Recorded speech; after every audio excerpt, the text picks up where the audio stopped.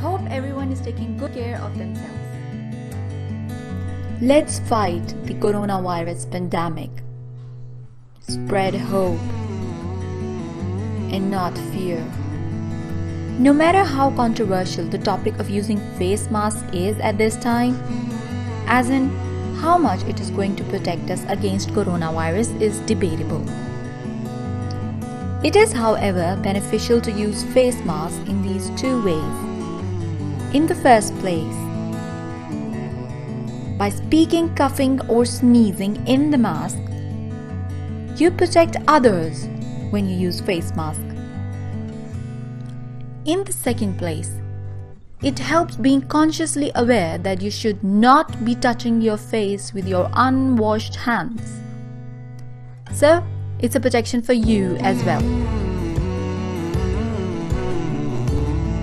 So use face masks and stay healthy and stay safe.